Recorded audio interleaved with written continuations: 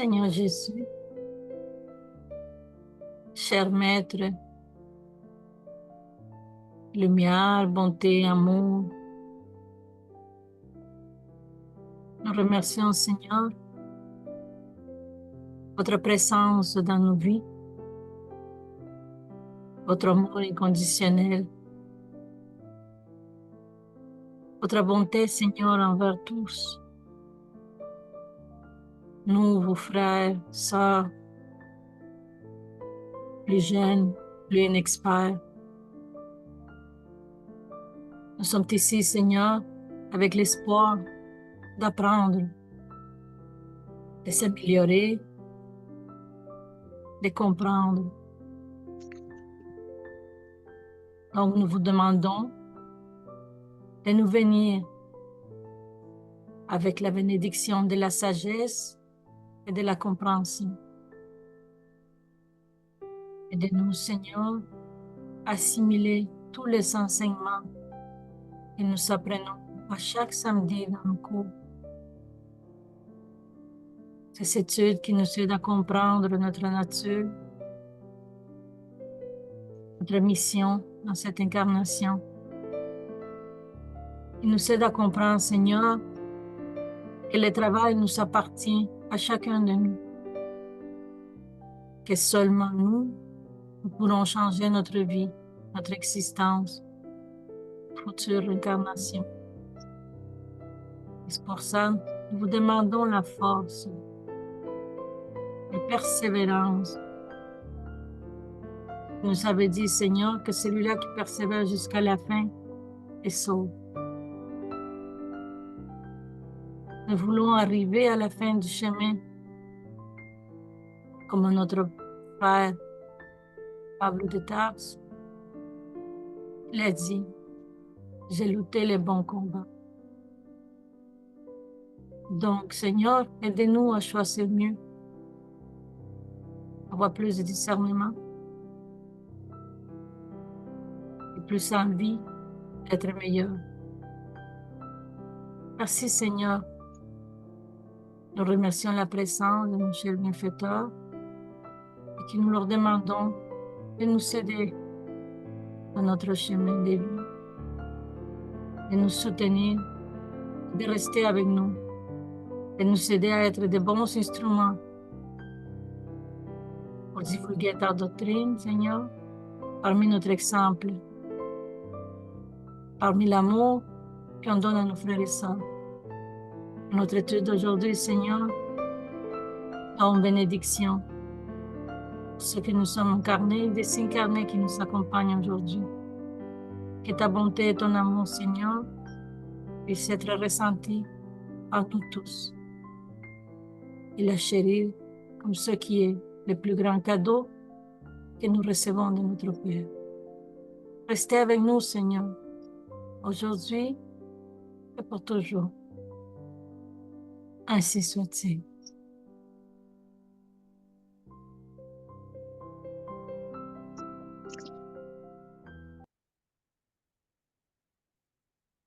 Merci beaucoup, Yuri. Bonjour à tous et à toutes. Merci beaucoup de votre présence. Est-ce que Christiane pourrait faire la lecture pour nous, s'il te plaît?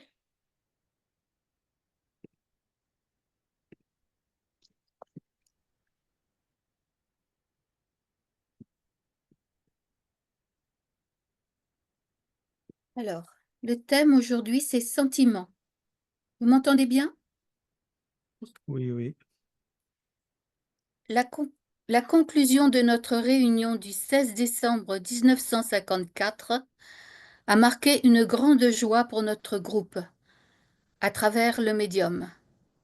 Nous avons reçu la visite d'Olus, abnégué instructeur spirituel, qui nous a parlé du sentiment comme base de notre vie mentale, nous offrant une intéressante conceptualisation éducative sur le sujet et soulignant que c'est dans la communion la plus intime avec le divin maître que nous pourrons consolider l'équilibre dont nous avons besoin pour réaliser notre perfectionnement intérieur.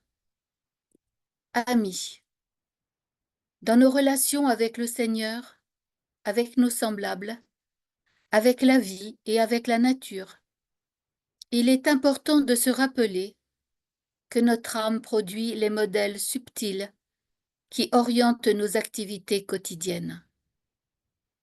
Tout comme la sécurité d'un bâtiment correspond au projet auquel il est destiné, le succès ou l'échec de nos moindres entreprises correspondent à notre attitude spirituelle.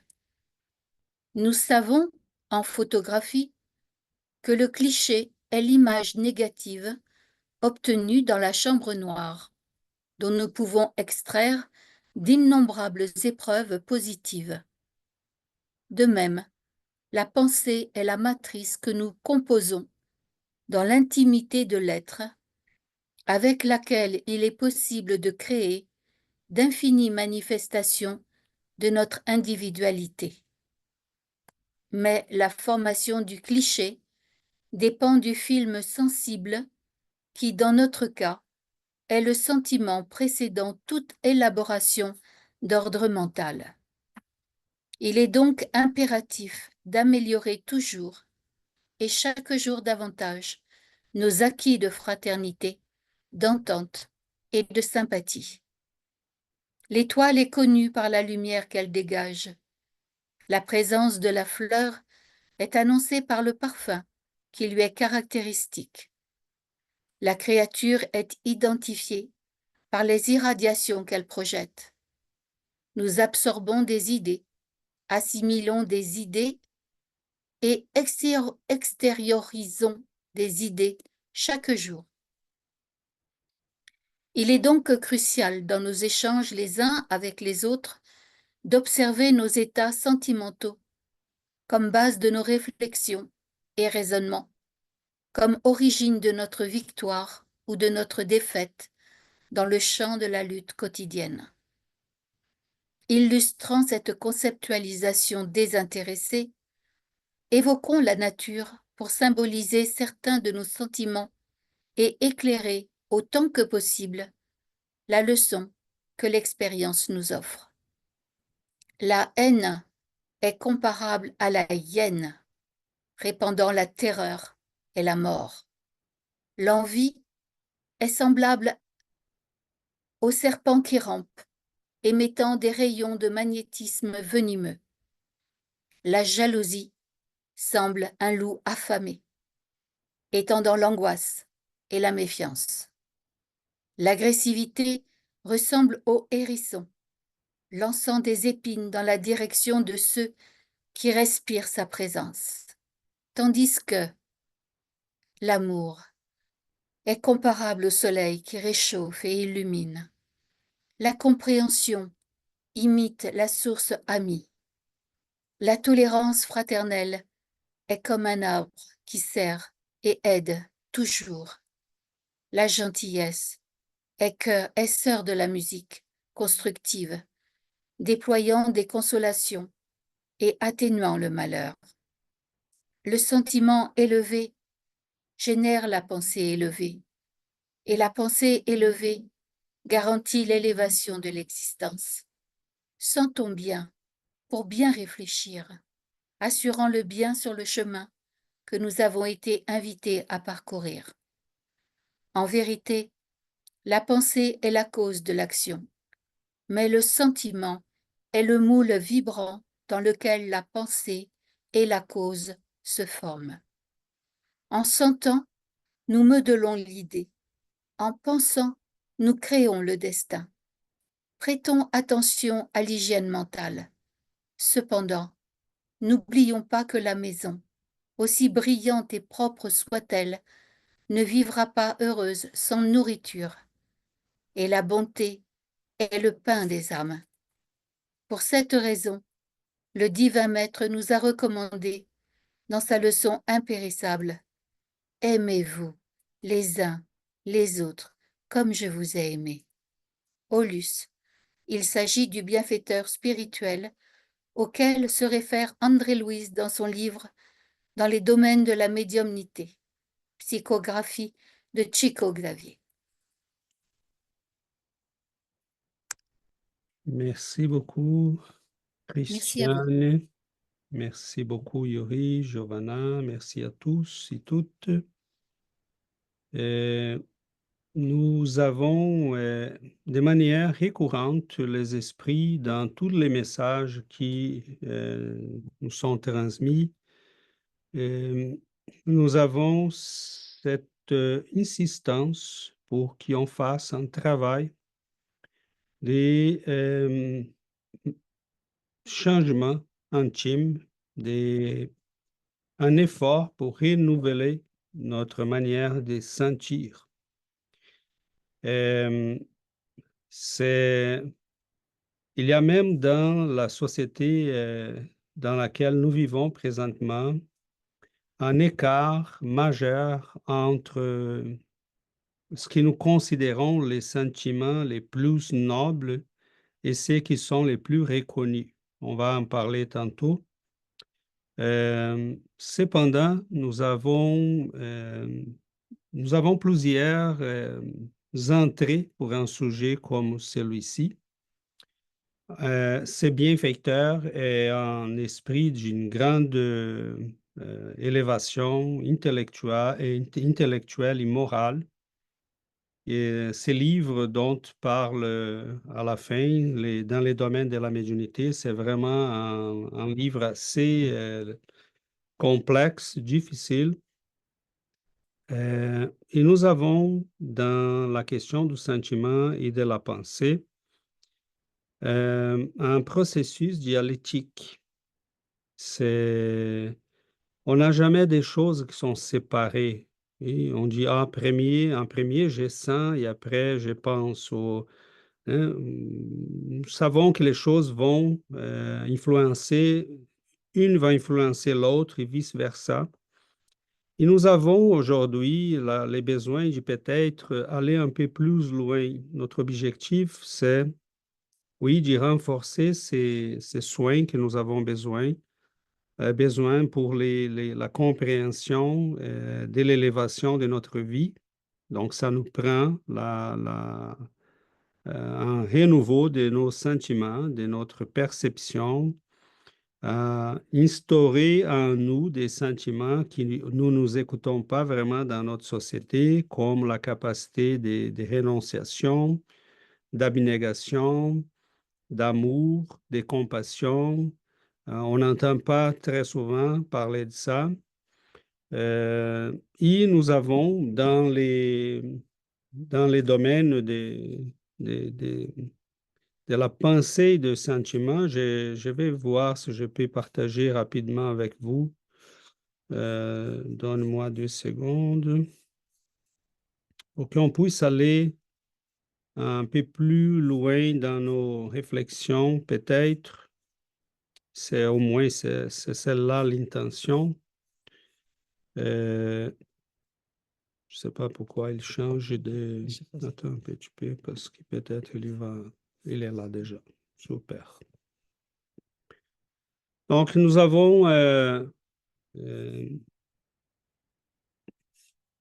quelques réflexions qui vont peut-être aider à enrichir un peu notre étude. J'ai mis cette flèche pour dire qu'on a une relation qui est plutôt dialectique, hein. La pensée va influencer les sentir vont influencer la pensée.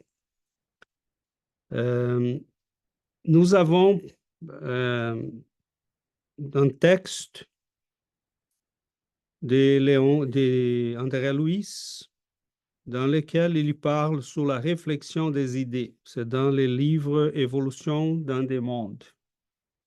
Il dit le suivant, notons bien, hein, la particule des pensées en tant que corpuscule fluide, tout comme l'atome, est une unité dans son essence, mais elle se subdivise en différents types selon la quantité, la qualité, les comportements et les trajectoires des composants qui la constituent.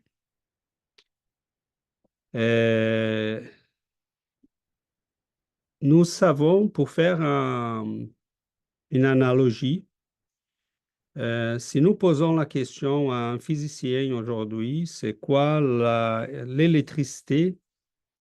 Il va dire concrètement, je ne sais pas. Mais je sais qu'elle est portée par quelques particules. Donc, les atomes sont composés des protons, des charges positives, et les électrons, des charges négatives.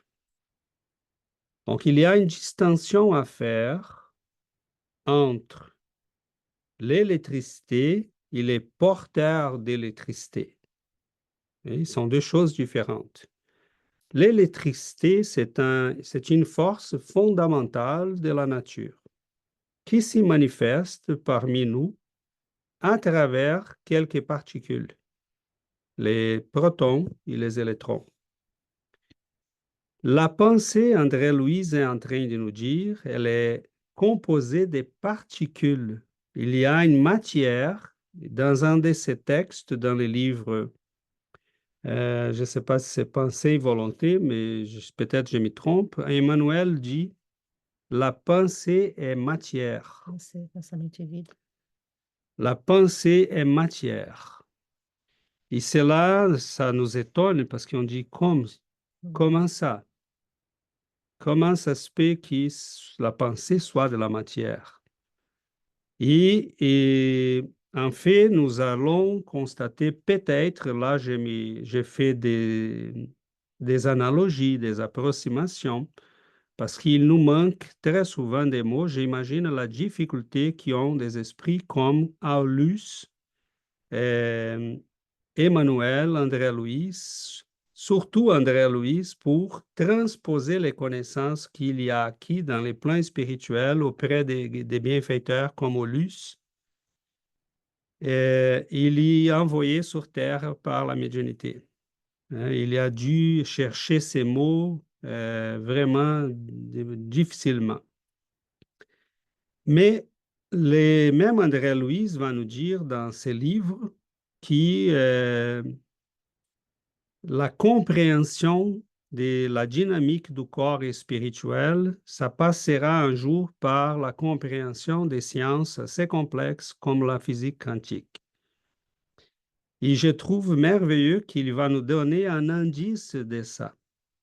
Parce que ce qu'on peut dégager de ce qu'il dit dans cette phrase, c'est que nous avons un corps mental, et que nous savons déjà ça, parce que notre périsprit est composé à partir de notre corps mental. Ce corps est fait d'une matière, évidemment, disons d'un type de molécules, d'atomes, et quand on pense, on est en train d'y émettre ce genre de particules. Oui? Il y a une particule de pensée, elle est différente de la pensée, comme l'électricité est différente des protons. Les protons portent l'électricité, ils ne sont pas l'électricité. Et il est en train de nous dire qu'il y a une particule de pensée qui, en tant que corpuscule fluide, tout comme l'atome, est une unité dans son essence. Mais elle se subdivise en différents types, comme les atomes, selon la quantité, la qualité, les comportements et les trajectoires des composants qui la constituent. Donc, il va nous dire par la suite, et de la même manière que l'atome est une force vive et puissante dans sa propre structure, mais passive devant l'intelligence qui l'anime, pour les biens ou pour les mal, la particule des pensées, bien qu'elle vivante et puissante dans sa composition qui elle diffuse, issue de l'esprit qui la produit, est également passive face aux sentiments, qui lui donnent forme et nature pour les biens ou pour les mal, s'y convertissant par accumulation un fluide gravitant au libérateur, acide au balsamique, doux au amer, nourrissant au épuisant, vivifiant au mortifère, selon la force du sentiment qui la caractérise et la configure, pouvant être nommée, faute de terminologie équivalente, rayon de l'émotion au rayon du désir. Cette force opérant la différenciation de sa masse et de sa trajectoire, de son impact et de son structure. Donc, nous avons ici une notion qui nous dit cette particule des pensées, ça veut dire cette matière qui porte notre pensée et qui l'amène ailleurs, qui l'y propage dans l'univers, elle est neutre, comme les atomes. Et même qu'elle soit vivante et puissante en soi-même, parce qu'elle doit être d'une nature qui répond à notre pensée, elle est cependant inerte en face, elle est passive face au sentiment. Donc, la pensée va être, la matière de la pensée va être modulée, configurée par les sentiments. Donc, cela, je crois, nous aide à comprendre un petit peu qu'est-ce qu'Aulus est en train de dire et pourquoi il est en train de dire cela. Okay? La chose va un peu plus loin. Il dit qu'à faute de terminologie, on peut dire cela est comme un rayon d'émotion ou un rayon du désir. Émotion et désir, évidemment, on peut les connecter aussi à la volonté. L'être humain est un être complexe, les choses sont liées. Hein? On peut les regarder séparément pour des raisons didactiques, mais tout est lié. Donc, je sais que ça, c'est un peu, ça nous étonne un peu, ça nous étourdit un peu, le cerveau fait... Mais c'est étudier, c'est ça, OK? C'est se surprendre aussi. Donc, pour conclure, il dit, avec les fluides mentaux, sont ainsi véhiculées non seulement les dispositions mentaux-sensitives des créatures, dans une interaction réciproque, mais aussi les images qui transitent entre les cerveaux qui s'y accordent par réflexion naturelle et incessante, établissant les idées progressistes qui, initialement émises par les esprits supérieurs, transmet aux désincarnés de la Terre les notions des civilisations les plus évoluées. Donc ici, il va nous dire que les fluides mentaux, il va véhiculer non seulement nos dispositions mentales et la sensibilité qui va avec, mais il va aussi être le responsable pour la transmission des images qui vont transiter entre nos cerveaux. Donc, on reçoit l'image d'une personne. On pense à une personne. On sait qu'une personne est en train de penser à nous. On pense à une personne et là, le téléphone sonne. On reçoit un texto.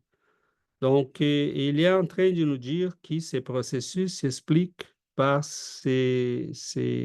la transmission au travers de cette matière qui est modulée par nos sentiments. Donc, pour faire une petite réflexion, il va dire que la particule des pensées est en tant que corpuscule fluide, tout comme l'atome est une unité dans son essence. Mais elle se subdivise en différents types selon la quantité, qualité, comportement, trajectoire de ses composants. Donc, quantité, on peut réfléchir, on peut dire, bon, qu'est-ce qui va ajouter la quantité des pensées? Bon, c'est la durée de cette pensée et son intensité. Oui? Donc, un faisceau de rayons lumineux, il peut être un faisceau très mince qui ne va pas éclairer beaucoup, mais il peut être très intense si on augmente l'intensité. La qualité de cette modulation de notre pensée, bon, ça se fait par sa supériorité, sa finesse, s'il est bon, s'il est mauvais, s'il est amoureux, s'il est haineux. Les comportements, c'est qu'on veut faire, produire, obtenir. Donc, la pensée va porter ça. La trajectoire, vers quoi ou vers qui il se destine. Et tous ces éléments sont dépendants de quoi? Sont modulés par quoi? Par les sentiments. L'intensité d'une pensée, pour déterminer sa quantité, mais ça dépend de l'intensité d'un sentiment et de la qualité d'un sentiment. Donc, la pensée, comme dit Aulus dans son message, va moduler nos actes, notre existence. La pensée. Ce que je pense m'amène à agir de telle ou telle manière. Ce que je crois m'amène à agir de telle ou telle manière. Mais à la base de ma pensée, il y a un sentiment. Et c'est pour ça que Jésus n'a pas dit interroger sur quel est les commandements les plus importants. Il dit, aime Dieu sur toutes les choses, de tout ton cœur, tout ton esprit, toute ta force. Aime ton prochain comme à toi-même. Et il ne dit pas ça pour rien, parce qu'il sait que c'est là le cœur de tout changement majeur dans notre existence. Donc, par la suite, il va dire, la particule des pensées, bien que vivante et puissante dans la composition qu'elle diffuse, est également passive face aux sentiments qui lui donnent forme et nature. Donc, elle est vivante et puissante, mais passive. Elle est issue de l'esprit qui l'a produit. Donc, la pensée, ça part de nous. Ce sommes nous autres qui vont moduler cette pensée. Et la force du sentiment, c'est ça qui va donner forme et va établir sa nature. Donc, là, dans un petit texte comme celui d'André Louise, on a en fait quelques secrets de la nature de notre composition spirituelle. C'est dommage qu'un esprit comme celui-là n'a pas trouvé des interlocuteurs pour lui reposer des questions au moment que ce livre a été publié. Parce qu'il fallait poser ces questions, dire, mais est-ce que vous parlez de ça et c'est quoi les liens entre ça et ça? Mais ce n'est pas grave parce que nous avons quand même assez pour étudier pour très longtemps. C'est à nous maintenant d'essayer de décoder tout ça et de comprendre. Mais je voulais ajouter ça à notre étude parce que je crois que ça nous donne une idée de la dynamique,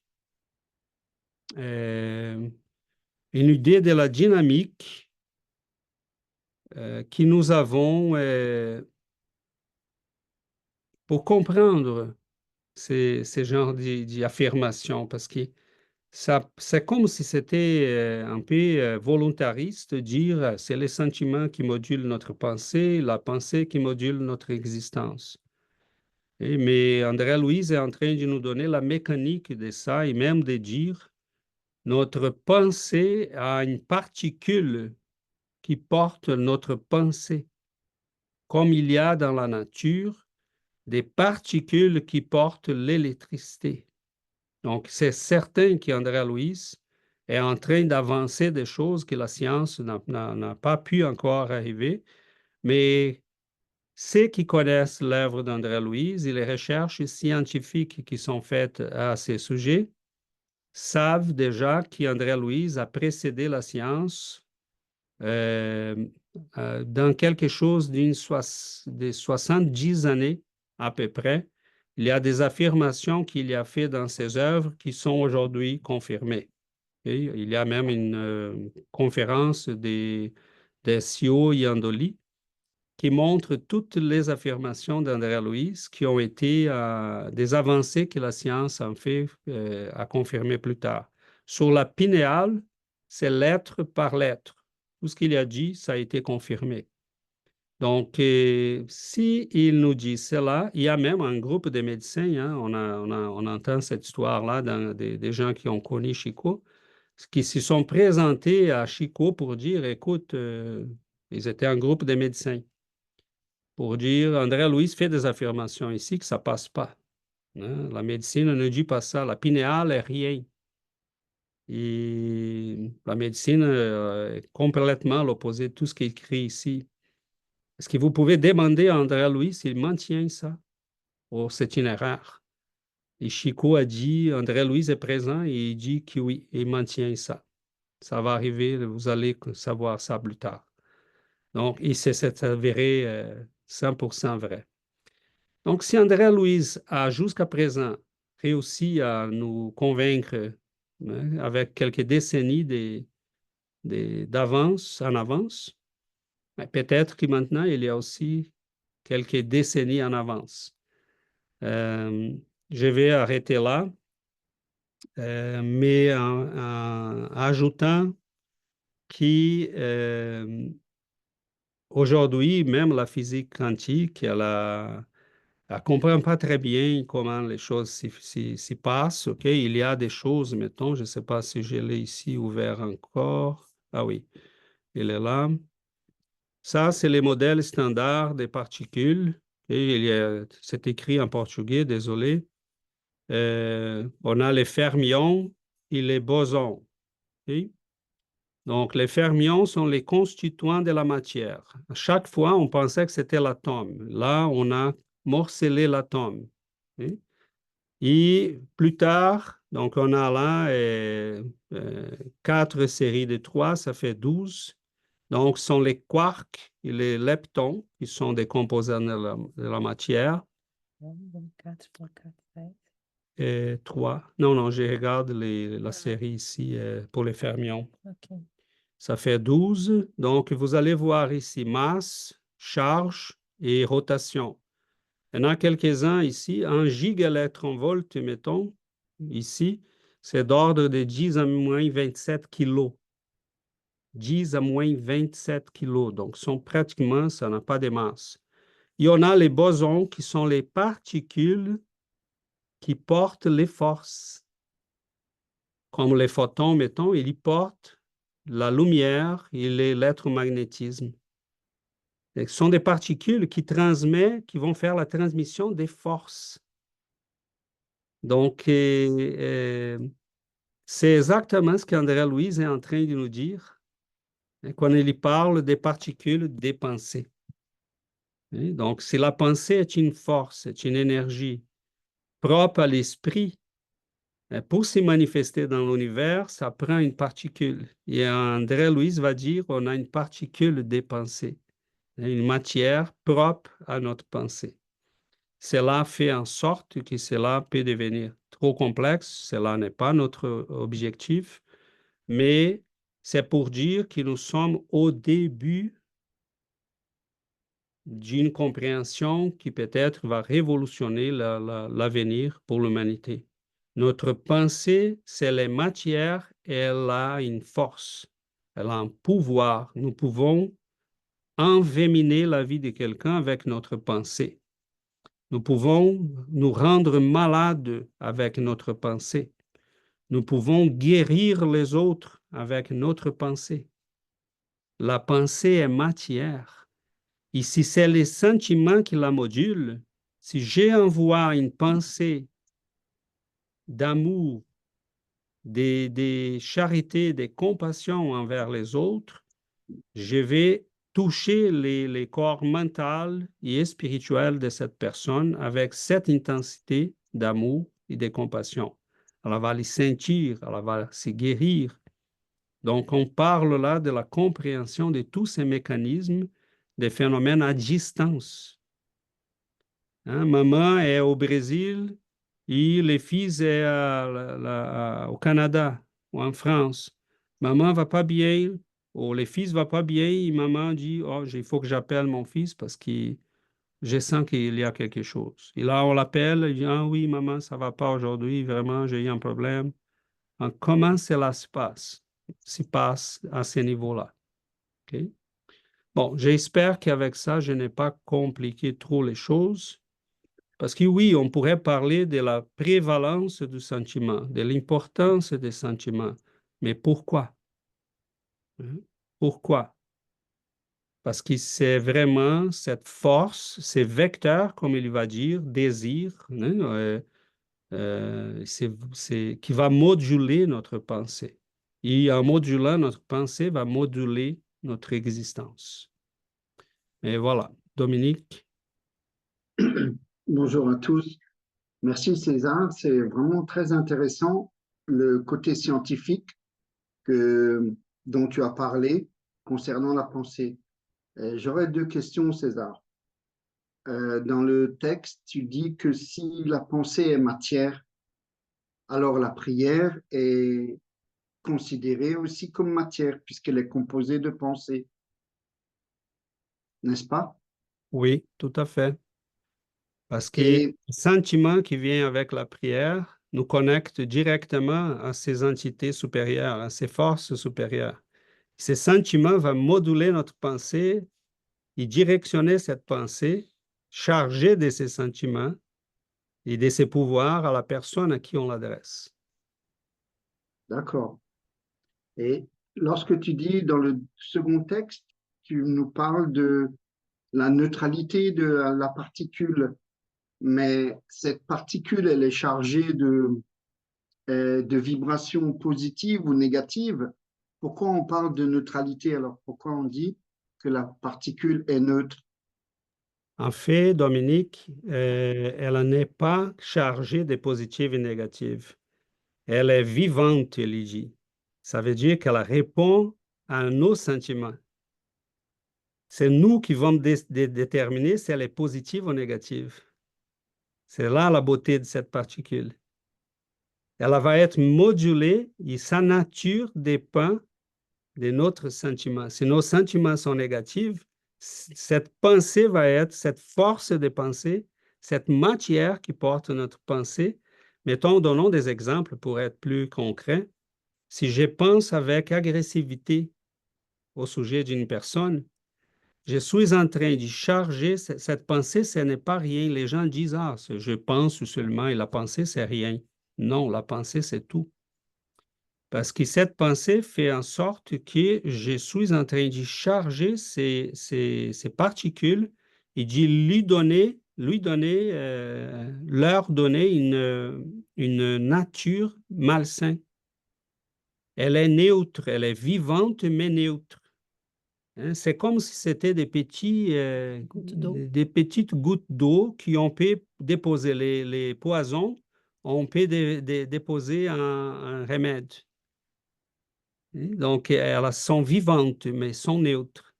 C'est à nous d'y déterminer la qualité positive ou négative de cette matière qui va porter notre pensée. Mais cette qualité est déterminée par quoi? Hein, elle est déterminée par nos sentiments qui sont à la base de nos pensées.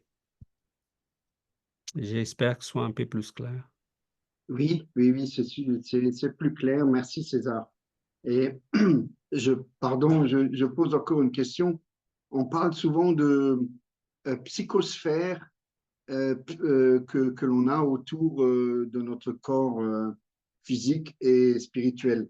Elle est liée également au type de pensée que l'on a. Et elle est aussi liée au sentiment qu'une personne qui ne nous aime pas nous envoie également. Tout cela on peut distinguer les deux choses. On peut séparer pour traiter de manière plus didactique. Est-ce que la psychosphère ou les idéaux plastiques, comme on dit, ça veut dire ces images qui sont autour de nous, que les esprits peuvent, en voyant ces images, décoder les choses qu'on pense plus souvent. Ce qu'on appelle notre psychosphère. Est-ce qu'elle est composée par ces sentiments? Oui, c'est exactement ça. Hein, parce que je peux avoir un beau sourire en face d'une personne. Hein, je travaille avec quelqu'un que je n'apprécie pas beaucoup. Si je commence à cultiver un sentiment d'aversion euh, et je commence à penser à cette personne d'une manière négative, elle commence à recevoir ça. Je peux avoir un beau sourire, mais son énergie, si elle est sensible, elle va dire, je sens un malaise là quand je suis avec cette personne. Donc, la psychosphère, oui, elle est composée exactement de ça. Et des fois, Dominique, la psychosphère n'est pas nécessairement quelque chose qu'on envoie aux autres. Oui. Mais on pense à cette chose-là, c'est souvent, et qu'est-ce qu'il dit dans les messages? On pense jamais tout seul. Quand on pense et quand on sent, on les fait avec tout le monde qui pense et sent dans la même fréquence. Donc, c'est là qu'il faut faire attention parce qu'il n'y en a pas des pensées anodines, neutres, qui n'est pas connecté à l'univers. Nous sommes tous connectés.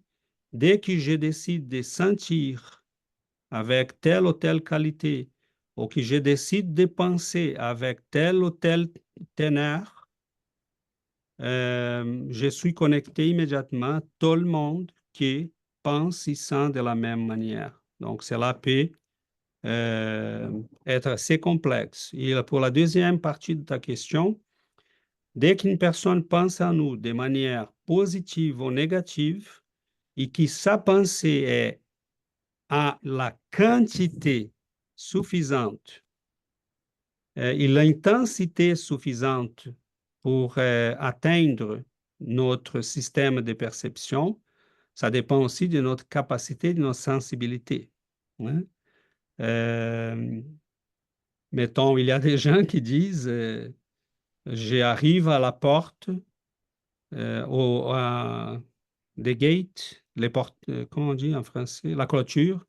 La clôture des Chicos au Béraba était en acier, une petite clôture là, et on ne voyait pas l'intérieur. Ok. Parce qu'il y avait des gens tout le temps là, il y avait même des gens qui essayaient d'y passer par-dessus les murs. À un moment donné, j'ai vu des gens qui racontaient, des amis des Chicots, j'arrive à la clôture et elle s'ouvre, était Chicot. Il disait, je t'attendais. Donc, cela arrivait toutes les semaines avec lui. Ok. Donc, il y a un mécanisme sensible pour capter la pensée. Basseli raconte qu'un matin, là, à 3 heures du matin, ils finissaient les réunions du samedi, c'était déjà dimanche, et ils étaient en train de discuter un sujet. Et quand Basseli va chercher son auto pour partir, et il pense une chose, il dit, mais j'aurais dit à Chico que je ne suis pas d'accord avec ça pour telle raison. Et quand il revient le lendemain, Chico dit, écoute, quand tu avais dit telle chose, et là, il s'était rendu compte qu'il n'avait pas dit, il avait pensé. OK? Donc, c'est là, Dominique, c'est ce système, OK? Mais si on a une pensée constante, bon, c'est là qu'on doit penser aux possibilités de comment neutraliser ça. Hein. Et c'est là qu'on doit prier pour la personne, vouloir son bien, hein, et mettre des pensées positives, parce qu'une pensée positive a toujours une fréquence supérieure à une pensée négative. Donc, elle peut les bloquer. Nous ne sommes pas des victimes inertes. Il y a un moment donné, si on sort de la fréquence de la haine, on peut des fois même pas sentir, dans le sens d'être affecté. On sait que cette personne-là ne nous aime pas beaucoup, mais à un moment donné, on s'est dit, bon, c'est son problème à elle, je lui souhaite les meilleurs, mais je ne vais pas vivre avec ça. Donc voilà, on avait Jonathan et après Fabio. Bonjour à tous. Peut-être que je peux répondre un peu à Dominique. Je vais parler en tant que physicien. les particules ne peuvent pas exister à l'état positif ou négatif. C'est constamment une énergie positive et négative qui se maintiennent. Et comment est-ce que tu fais de l'électricité ou quoi que ce soit? Tu changes la trajectoire ou la direction de ces électrons qui vont autour. Donc, quand César nous dit le proton, la matière à la base et la matrice, elle n'est pas sensible ce qui arrive autour, ces champs énergétiques, selon la direction, peuvent avoir un comportement différent et bien ou mal ou quoi que ce soit. J'essaie un peu d'expliquer. C'est intéressant parce que je pensais à quelque chose d'autre. Je suis à Nashville aujourd'hui et ça s'appelle, et l'eau que j'ai, ça s'appelle Music Water. L'eau, à la base, elle n'a pas un sentiment ou quoi que ce soit, mais en l'appelant Music Water, ça me fait sourire parce que tout d'un coup, l'eau devient poétique, elle m'inspire la musique et le country, etc. Où je suis. À la base, l'eau elle-même n'a pas de pensée, si tu veux, mais en l'appelant Music Water, elle devient plus poétique. C'est ça. Ah non, je sais. En parlant en tant que physicien, quand j'ai commencé à étudier, on nous apprenait la physique newtonienne, donc la masse, etc. C'est ce que tout le monde peut percevoir, la physique newtonienne. Et quand on avance dans les études, alors sûr, on commence à apprendre que les planètes, elles ont une énergie et elles s'attractent et l'univers est stable avec ces énergies. La Lune, elle fait les vagues, elle crée tout cet ensemble se maintient, est cohérent, ça vibre, ça bouge, mais il y a une cohérence avec ces énergies. Et donc on passe de la physique newtonienne, ensuite de la physique quantique, qu'on ne peut pas percevoir. Et ce qui est intéressant, c'est j'ai amené ma fille récemment au musée d'archéologie et on voyait tous les atomes, etc. Et j'ai dit, est-ce que tu sais c'est quoi un atome? Elle me dit, oui, c'est boules et puis des autres boules qui vont à travers, etc. Je dis, non, ça c'est juste une interprétation que l'humain a faite de l'atome. C'est pas comme ça, il n'y a pas de balles ou d'électrons. Non, on essaie d'interpréter. Et pour l'instant, je suis en train de faire ma recherche. Donc, je suis parti de la physique newtonienne à la physique quantique, où je l'ai étudié pendant 4-5 ans et jusqu'à présent, je peux résoudre des tests physiques, etc., mais je ne peux pas l'expliquer. C'est juste la physique, vraiment, on utilise les maths pour essayer d'expliquer des phénomènes, on tend vers la solution, même expliquer l'air, les fluides, on peut presque pas expliquer. Là, on peut faire des théorèmes, etc., on s'approche, mais on peut toujours pas expliquer. Et maintenant, je suis en train d'apprendre la physique spirituelle.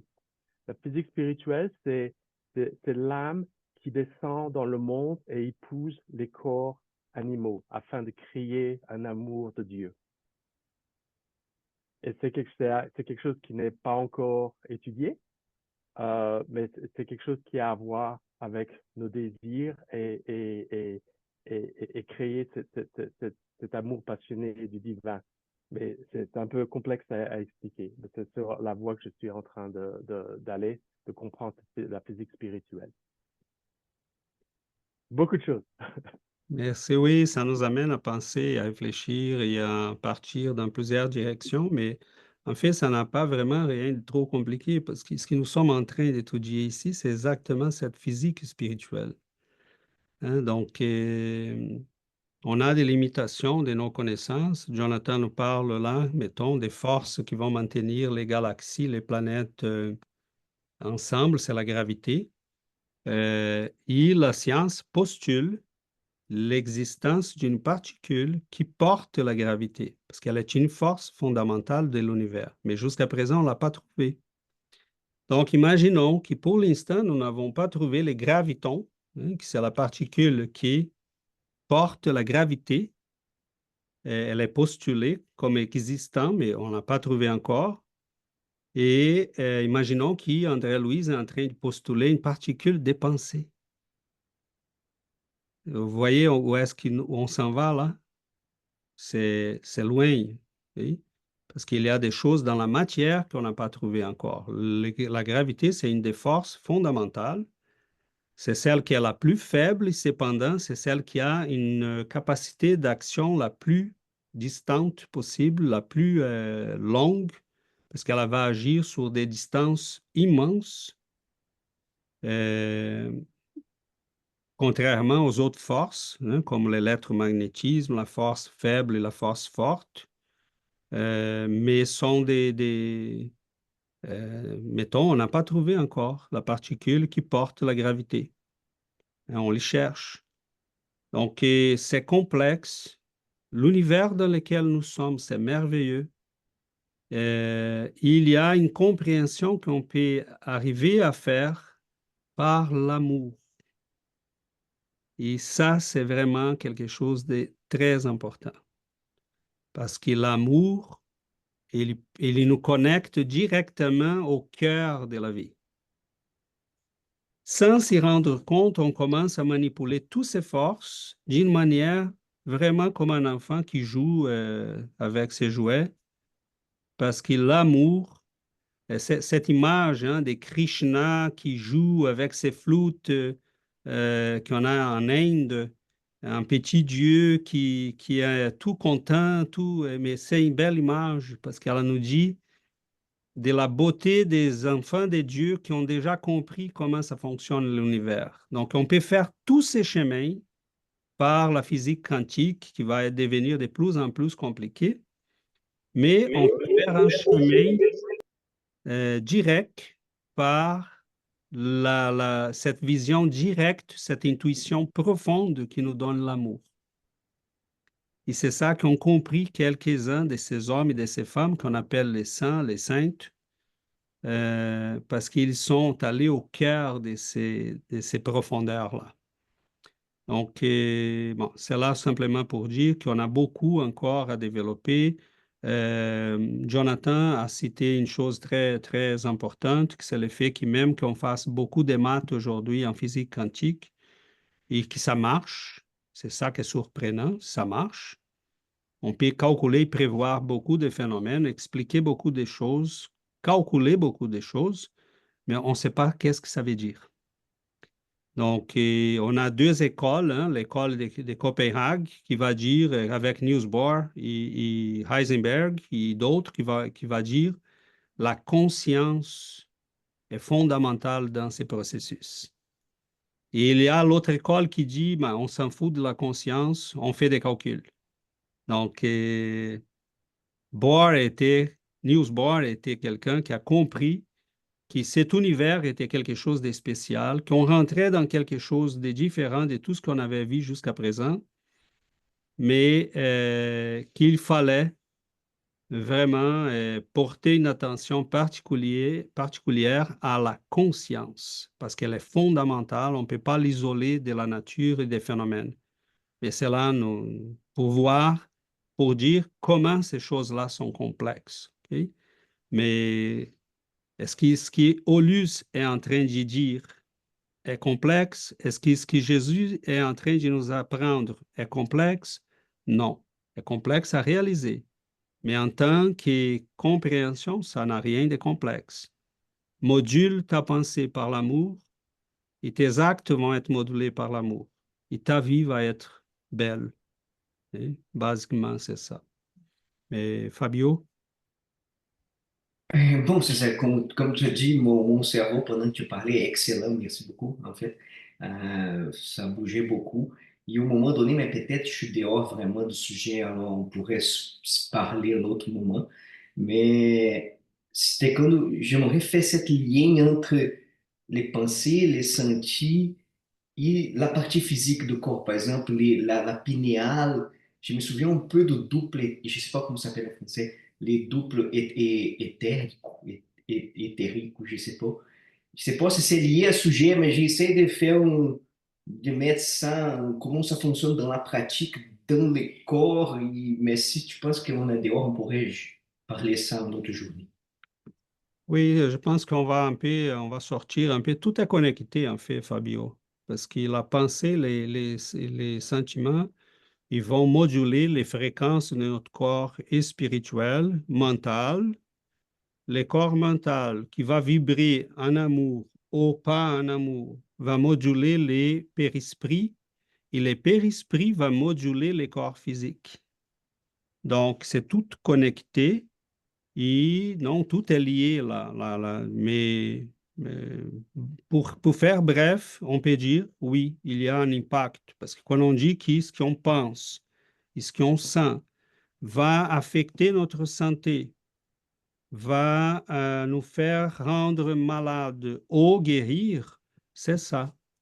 Parce que les sentiments que nous avons modulent les corps mentaux, va moduler les corps périspirituels, et les corps périspirituels va transmettre cette vibration au corps physique.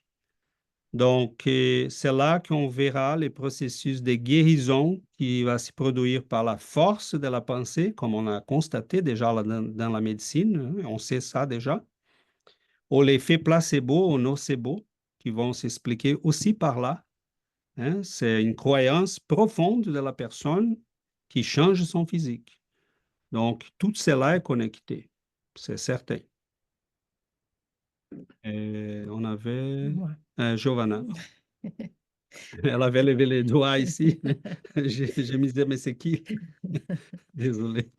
Tu parlais, on parle ici aujourd'hui d'un thème qui est fondamental pour, dans le fond, pour notre croissance spirituelle. Il faut qu'on soit humble devant la complexité de l'univers. On peut pas. Je pense que notre objectif ici n'est pas de comprendre comment les choses fonctionnent dans les niveaux physiques ou dans les niveaux chimiques, mathématiques, parce que c'est trop. C'est très, très complexe. Donc, on doit être humble devant toute cette complexité-là, parce qu'un jour, on va les comprendre. Mais aujourd'hui, ce qui est important de comprendre, c'est le cœur de ces messages. Ces messages-là ont un objectif primordial et très important dans notre croissance spirituelle. On dit ici que nous sommes en train de construire notre vie. À travers de notre pensée, on va influencer les autres et on peut recevoir de l'influence. Parce que la pensée est matière. Donc, la pensée, elle est très importante. Mais la pensée, elle est fruit du sentiment. Donc, le sentiment est la base de la pensée. Et que nous devons travailler notre sentiment. Il n'y a pas de pensée élevée et illuminée si le sentiment n'est pas élevé et sublimé. Donc, il faut qu'on travaille sur notre cœur. C'est là, c'est la base de notre vie, c'est notre cœur. C'est ce que nous sentons. Donc, si nous sentons la haine, il donne plusieurs exemples ici dans la nature, qu'est-ce qui fait la haine?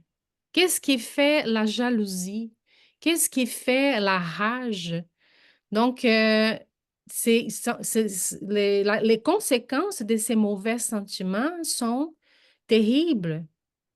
Tandis que les conséquences de l'amour, de la bonté, de la sagesse, du pardon, toutes les conséquences de ces nobles sentiments sont merveilleuses. Donc, c'est ça le cœur de ces messages d'Aulus. Et c'est à ça qu'on doit faire attention parce que tout ça va faire en sorte que nous allons grandir en esprit. Parce que tout ça a un impact dans notre croissance spirituelle. Donc, cette croissance, si on est ici en train d'étudier, c'est parce que nous sommes intéressés à grandir, à devenir meilleurs, à sortir de cette vie médiocre, on peut dire comme ça, parce que les gens sont très loin de réfléchir à tout ça. Les gens sont très loin de réfléchir et de penser à la pensée et de savoir quel est l'impact de la pensée dans notre vie, dans la vie des autres. Donc, tout ce que nous devons sortir d'ici aujourd'hui en condition de réfléchir sur la valeur du sentiment, sur l'importance du sentiment, l'importance de travailler sur nos sentiments, sur notre cœur, parce que c'est à la base de notre vie, de notre joie, de notre bonheur. Les sentiments est à la base de tout, parce que tout, donc les sentiments peuvent être influencés par la pensée, mais la pensée, c'est sûr et certain qu'elle elle est influencée par nos sentiments. Donc, si on est capable de travailler nos sentiments, nous allons en conséquence penser de façon positive. Nous allons avoir de belles pensées et cette pensée va sortir de nous et va arriver à d'autres personnes. Donc, et on va vivre dans une paix, on va avoir du bonheur. Donc, comme quelqu'un avait dit sur la prière, donc l'importance de prier, c'est Dominique, l'importance de prier, de penser dans la prière, d'être toujours en vigilance, selon Jésus nous dit, d'être dans la vigilance et dans la prière tout le temps. Donc, parce que c'est ça le plus important. Et aimez-vous les uns les autres. C'est ça là. C'est pas très compliqué, mais c'est compliqué parce qu'on n'est pas capable encore. On n'est pas capable encore d'aimer comme Jésus nous a demandé d'aimer. Donc, c'est sur ça que nous devons travailler. Super. Yuri? Oui, bonjour, je m'excuse, on est en chemin, on va partir pour Sherbrooke. Je voulais simplement dire que si Bartholomé de Martyr, il y a une phrase où ce qu'il dit « Dirigeons notre sentiment vers la volonté du Seigneur et le Seigneur nous répondra naturellement en sanctifiant nos désirs. » Je trouvais cette phrase tellement belle, tellement merveilleuse parce qu'il est en train de nous dire au moment que nous, on aligne nos sentiments vers Dieu, vers les lois divines, s'aligner avec lui, lui va nous répondre, il va nous aider avec ses désirs. Ces désirs, finalement, ça vient de ses pensées et de ses sentiments-là. Donc, il y a une phrase dans les textes où ce qui parle, où ce qui fait l'analogie avec la photographie, puis les clichés négatifs, puis comment est-ce que ça devient après comme de belles images. Pour nous, c'est un petit peu ça, tu sais, je voyais ça comme souvent on voit les difficultés, un problème avec une familiale, une relation, tous ces clichés souvent qui au premier regard c'est quelque chose de négatif, mais à la fin ça peut transformer, ça dépend de nos sentiments, ça dépend de comment on réagit à ces événements finalement. Donc, tu sais, cet appel qu'il nous fait Aulus, de changer nos sentiments, de conditionner nos sentiments pour que tout ce qu'on soit en contact, lui, il parle du Seigneur, de nous semblables, de la vie, de la nature, tout peut être transformé, peut être vu d'une façon différente si nos sentiments sont alignés avec la volonté du Dieu, avec les lois divines. Donc, je trouvais ça bon et c'était ça que je voulais partager. Merci. Parfait. Merci Merci beaucoup, beaucoup, Yuri. Yuri. C'est parfait, c'est ça là. Juste pour donner un exemple, hier, nous avons eu la communication d'un bienfaiteur. Il s'appelle Roberto. Il disait qu'il était psychiatre. Il était médecin psychiatre ici, dans le monde, mais aujourd'hui, il est hein, Dans la vie dans physique. la vie physique. Et aujourd'hui, il travaille dans une équipe qui fait qui vont aider les esprits ou dans les besoins, dans le monde spirituel. Et là, il parlait d'une bienfaitrice qui s'appelle Benedita Fernandes, avec qui il avec travaille. qui il travaille. Donc, il travaille dans cette équipe de secours spirituel. Il disait que lui, il a la connaissance, il était médecin, donc il a la connaissance de la médecine. Mais la bienfaitrice Dona Benedita, elle a l'amour. Il disait qu'il n'est pas capable de guérir. Oui, il disait qu'il n'était pas capable de guérir avec ses connaissances, mais elle était capable de guérir avec son amour. Donc, on a trouvé ça vraiment merveilleux parce que là, c'est l'amour qui va faire des merveilles. Et je ne sais pas, je pense que c'est dans les livres que nous sommes en train d'étudier euh, dans le monde meilleur. Comment la traduction, c'est Dans je sais pas la traduction. no mundo maior. Je sais pas comment il était traduit en français, c'est le titre du livre. Les bienfaiteurs, pour aider deux esprits obsesseurs, ils ne pouvaient pas les aider, mais ils ont appelé un autre esprit.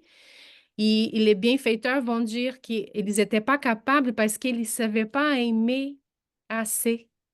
Donc, il fallait appeler une bienfaitrice qui savait, qui aimait.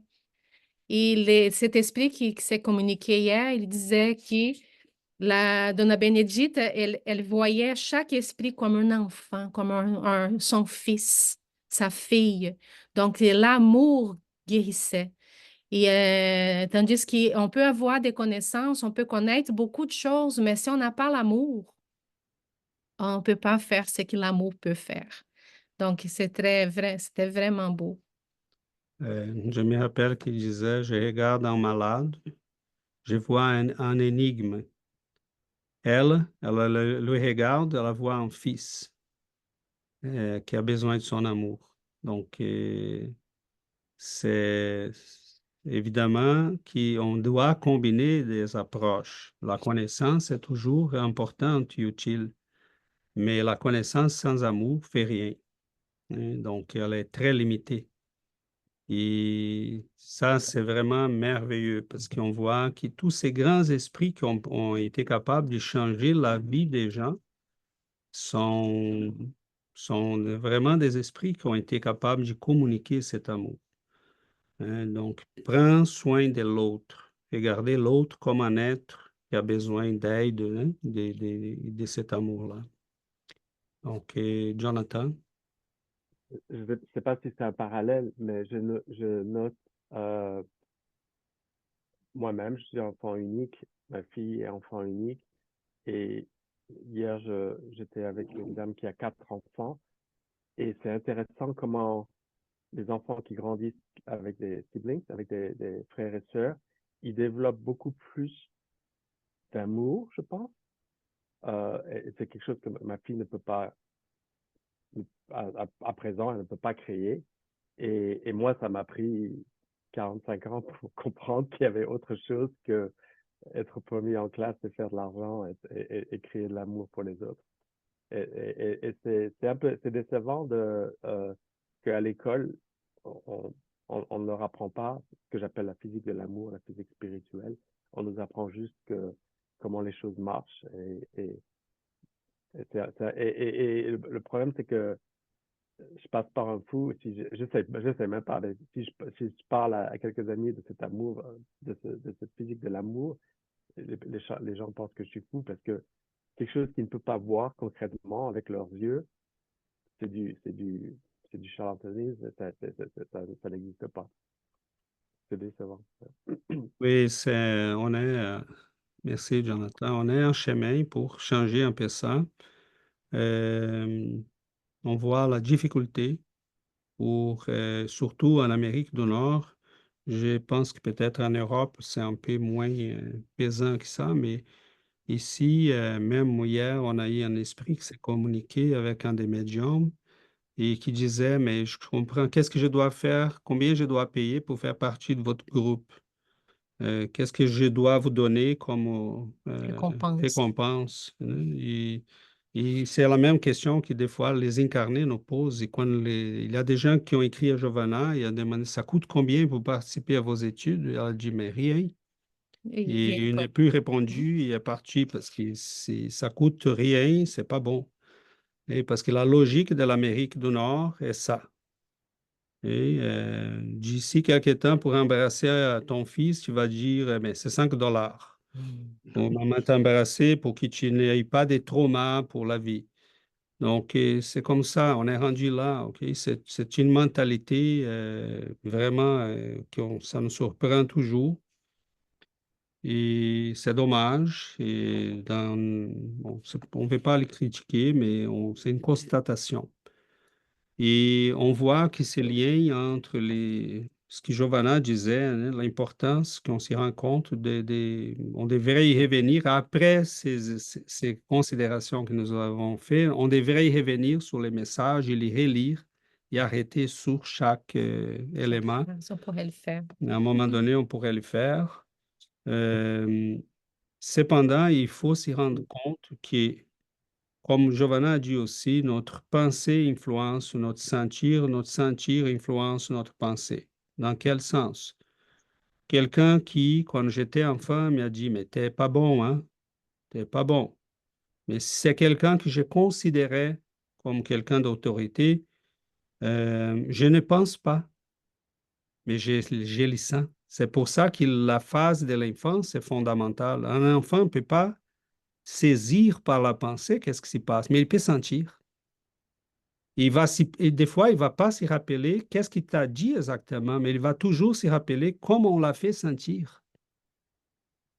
Et c'est là, ça devient fondamental parce que c'est ces sentir-là qui va moduler sa pensée sur lui-même, ses croyances sur lui-même. Donc, on peut faire ça aussi avec les adultes, hein, les induire à penser d'une manière, on les fait sentir mal et avoir une mauvaise perception par les sensations qu'on provoque, comme si on disait, t'es pas bon, hein? Et là, c'est sentir que la personne va avoir, si elle est fragile, peut moduler son existence. Si elle est éveillée, capable de dire, garde ça pour toi, hein, je sais qui je suis. Je sais qu'est-ce que j'ai de bon, je sais qu'est-ce que j'ai de mauvais, je sais qu'est-ce que je dois améliorer.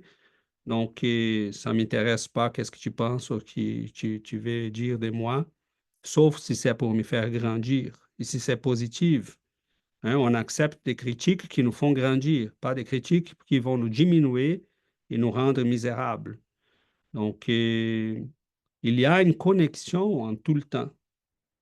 Et des fois, c'est impressionnant parce que on a des élèves dans le monde dans lequel nous vivons. Je pense que pour les infirmiers, les gens qui travaillent en sécurité, tous les travaux qu'on fait avec des gens, ça passe par là.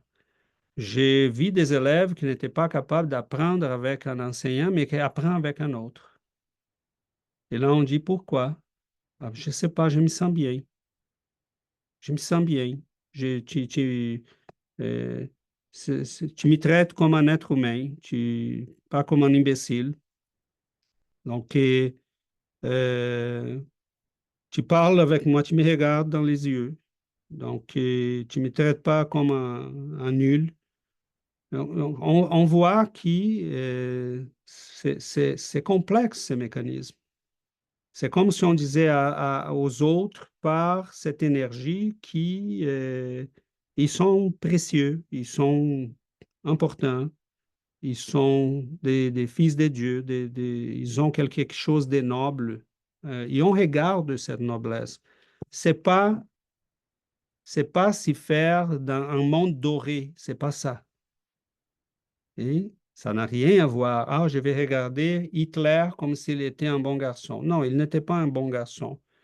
Mais je peux me rappeler qu'il était un jour un garçon, qu'il a eu des rêves, qu'il s'est mal tourné quelque part. Et malheureusement, c'est très mal tourné. Mais il aurait pu faire quelque chose de bien. Et malheureusement, ça n'a pas marché. Donc, je peux même regarder quelque chose de très mauvais. Certains poisons peuvent devenir des médicaments s'ils sont donnés à la bonne escient et à la bonne dose. Donc, Cette possibilité de regarder la vie et de la moduler par l'amour, ça va influencer tout autour de nous.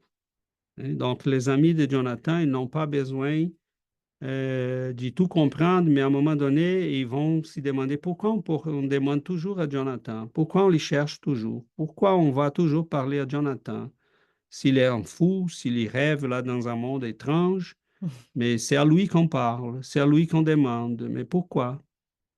Et donc là, on va s'y rendre compte que oh, peut-être cette chose-là, ça marche, parce que c'est les sentir. Emmanuel, dans les livres Pensée et vie, il dit qu'il y a une chaîne. Né? Quand César il a dit, on étudie les choses séparément, mais tout est lié. Donc, il y a une chaîne. Et Emmanuel il va dire que les choses commencent dans les sentiments, dans l'émotivité, qui après, avec ces sentiments et cette émotion, on va faire les pensées vont naître. Et après les pensées viennent les attitudes, parce que selon les pensées, on va agir. Et il est aussi les mots. Donc, on peut, avec les pensées que nous avons, les mots vont sortir. On va parler de qu'est-ce qu'on va, est-ce qu'on va parler avec agressivité? Est-ce qu'on va parler avec douceur? Donc, là, les choses commencent avec les sentiments qui passent à l'idée. L'idée va lancer les mots ou les actions. Et après, il va dire que dans ces actions vont apparaître, vont naître les circonstances. Donc, soit une circonstance d'amour, des bienveillances, des joies, ou les circonstances des chicanes, hein, des souffrances. Et ensuite, les circonstances vont nous amener à la prison ou à la liberté. Donc, c'est de là, c'est pour ça que notre vie commence dans les sentiments. Parce que si on a des mauvais sentiments, ces sentiments-là vont nous amener à une prison, des fois à l'erreur, qu'on peut faire des erreurs, on peut faire et notre vie va être prise dans ces circonstances-là. Et c'est pour ça qu'il faut qu'on fasse très attention à ce qu'on a dans notre cœur. Et dans les proverbes, il dit que nous devons garder, il dit garde ton cœur parce que de là provient la vie. Donc, c'est ça qu'on doit toujours garder notre cœur en santé et avec les sentiments nobles. En fait, c'est ça. Merveilleux, mes amis. Je pense que c'est finalisé pour aujourd'hui. C'est merveilleux parce qu'on a là, ça me donne l'envie de retourner sur les textes et les relire là, parce qu'en ayant cette discussion, c'est presque une discussion préalable au texte. Mais c'est vraiment d'une immense... On peut le faire chacun de notre oui, côté. c'est une immense richesse. Donc, c'est partagé déjà, non? Donc, vous entendez la musique? Oui? Ok, Je pense que tu peux enlever não, si tu veux. Non? você, Peut-être? você colocou na imagem, não, Ah, não. l'image. Ah oui, c'est vrai. Ok, on va finaliser pour aujourd'hui. On s'invite à la prière pour qu'on puisse clôturer notre étude aujourd'hui.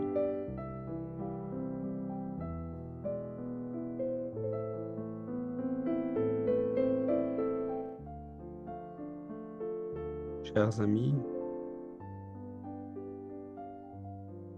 nous prions ensemble. Nous nous tournons vers cette lumière d'amour, de bienveillance qui nourrit nos vies,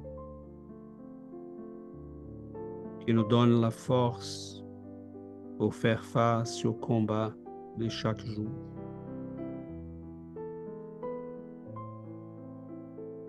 Qui peut éclairer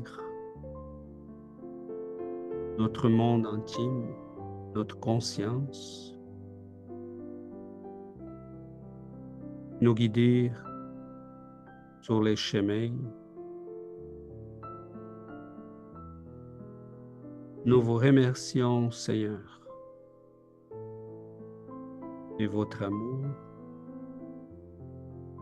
cet amour qui nous aime depuis des siècles et qui essaye de nous guider, de nous ramener à la maison de notre Père. Nous vous remercions, Seigneur,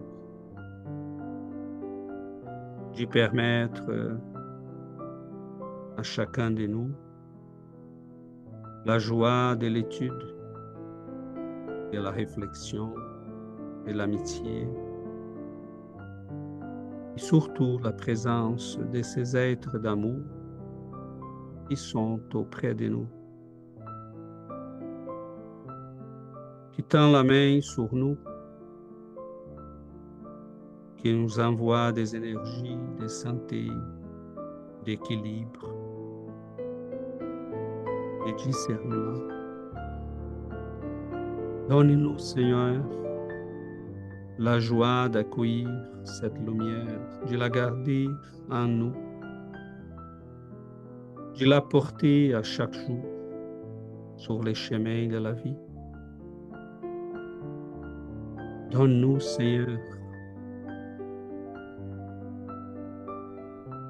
la joie de garder cet amour de ces esprits qui viennent à nous avec tant de tendresse, de patience, qui nous aident, qu'ils puissent bénir nos foyers, notre santé, qu'ils puissent bénir la vie autour de nous, nous apprenant à bénir nous aussi la vie par nos efforts, par nos études, par nos changements de conscience. Nous prions, Seigneur, pour que cette lumière puisse arriver à nos frères et sœurs dans les hôpitaux, dans les prisons, dans les foyers qui sont en train de vivre la guerre, la souffrance, les pertes. Nous prions, Seigneur, parce que cette lumière et cet amour sont les baumes pour les plaies que nous portons encore dans nos âmes.